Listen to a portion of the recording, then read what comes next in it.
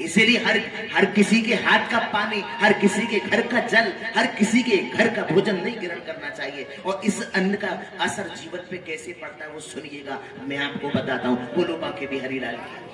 संत विवेकानंद जी का नाम सभी जानते हैं। संत विवेकानंद जी एक बहन के हाथ का भोजन ग्रहण करते थे। सगी बहन नहीं थी, मुंह बोली बहन थी। वो बहन भोजन बनाती थी और संत विवेकानंद जी उसी के हाथ का भोजन ग्रहण करते थे। एक दिन की बात, वो बहन भोजन बना रही थी और भोजन बनाते बनाते बनाते समय उसके मन में एक विकार पैदा हो गया। वो क्या? उसके मन में आया कि काश ये मेरे पति होते। समझ गए? उस बहन के मन में ये भाव जागृत हुआ कि काश ये मेरे पति होते। कोई बात नहीं, भोजन बन गया, भोजन थाली में परोसा। इसके बाद में उस थाली को उठा के संत विवेकानंद जी के समक्ष रखा। संत विवेकानंद जी ने एक गिलास उठा के मुख में रखा। अंदर जैसे गया समझ गए, पूछा बहन आज भोजन किसने बनाया है? कहा कि नहीं मैं नहीं बनाया। नहीं तुम झूठ बोलती हो, आज भोजन तुमने नहीं बनाया। नहीं नहीं मैं ही रोज भोजन बनाती हूँ।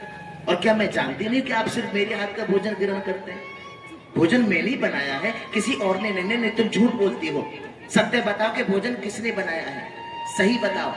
भगवत प्रेमियों, संत विवेकानंद जी ने जब बहुत आग्रह किया, कई बार पूछा,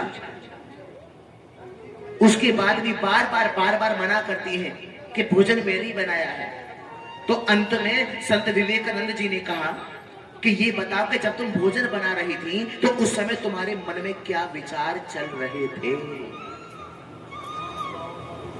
सही बताओ, झूठ मत बोलना। उस बहन ने कहा कि मुझसे बहुत बड़ी गलती हो गई, आज मुझसे बहुत बड़ा अपराध बन गया, मुझे आप क्षमा कर दीजिए।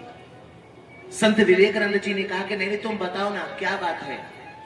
तब उस बहन ने कहा कि जब मैं भोजन बना रही थी तो मेरे मन में एक विकार पैदा हो गया था। कैसा? मेरे मन में आया कि काश आप मेरे पति होते। तो तुरंत संत विवेकानंद जी ने भगवत प्रेमी उल्टियां की, जो गिलास अंदर गया था उसको बाहर निकाला। समझ गए? तो खाने का असर हमारे जीवन पर इतना बड़ा पड़ता है। और जैसा खाओगे अन्न वैसा बनेगा मन, जैसा पियोगे पानी वैसी बनेगी वाणी।